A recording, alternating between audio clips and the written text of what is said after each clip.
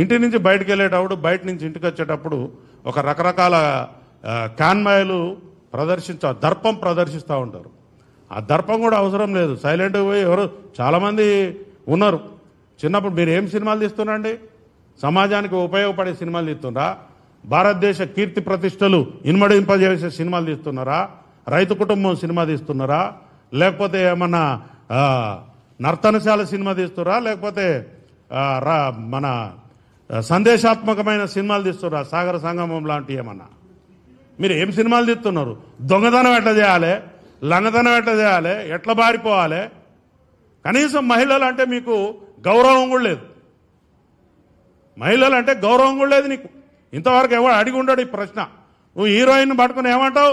అరే 1000 రూపాయలు ఇస్తే అది ముద్దు వేరేదే అడుగురా అంటావు. ఇదే నువ్వు నేర్పించేది? ఏం నేర్పిస్తున్నావు సమాజానికి? ఒకసారి సినిమా తీసేటప్పుడు మా బిడ్డలు గరీబోళ్ళు ఎందుకు తీసే నీ 3000 5000 రూపాయల టికెట్లు కొని ఎందుకు పోవాలి? దానికి ఒక హైప్ క్రియేట్ చేస్తున్నావు. దానికి ఒక థియేటర్ లేకుండా, ఇంకొక కొత్త సినిమా లేకుండా మీరు సినిమాలను పంచుకుని టైమ్లీ నెలకొకడు సినిమా పెట్టుకోవాలి. ఆ సినిమా తప్ప ఇంకొక సినిమా ఆడద్దు. ఏముంది మీ దాదాగిరి? మీకు ఆ రైట్ ఉందా?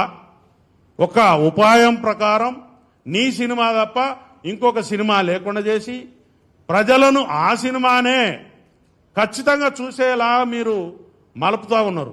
ఒక కెనాల్ వాటర్ పోతుంటే ఏ పంట పొలంలోకి మలపాలనో రైతుకు తెలిసిన లాగా మీరు దీన్ని పండించుకుంటున్నారు. సినిమా టాకీస్లా రేట్లు 100 రూపాయలు, 50 రూపాయలు, 20 రూపాయలు ఉంటుండే.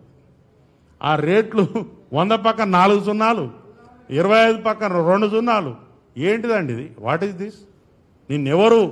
నిన్నెవరు మేము బతిలానేమా మా కోసం ఒక ఇట్లాంటి సినిమా తీసి పెట్టని? నేను ఇక్కడి నుంచి చెప్తున్నా, నువ్వేమన్నా పారంజి సినిమాలు చూపిస్తున్నావా బాబు? ఈ దేశాని కోసం ఏమన్నా చెప్తున్నావా? అట్లాంటి సినిమాలు చూస్తే ఏమన్నా జ్ఞానం వస్తుంది. జై భీమ్ లాంటి సినిమాలు చూస్తే రాజ్యాంగం గురించి తెలుస్తుంది. లేకపోతే చారిత్రాత్మకమైన సినిమాలు చూస్తే, కోడెనాగు లాంటి సినిమాలు చూస్తే కులాన్ని ఎట్లా విడగొట్టాలని తెలుస్తుంది. నిప్పు లాంటి మనిషి సినిమా చూస్తే ఒక పోలీస్ ఆఫీసర్ ఎంత గొప్పగా ఉద్యోగం చేయగలడో తెలుస్తుంది. ఒక మత సామరస్యం ఎట్లుండాలో తెలుస్తుంది. నువ్వు చేసేదేంటయా? నువ్వు చేసేదేంటి? నీకు ఎవడిస్తున్నాడు గైడెన్స్?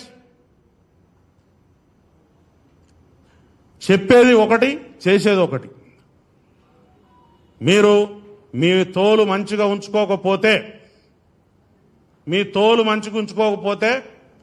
తోలు పలగొడతాం.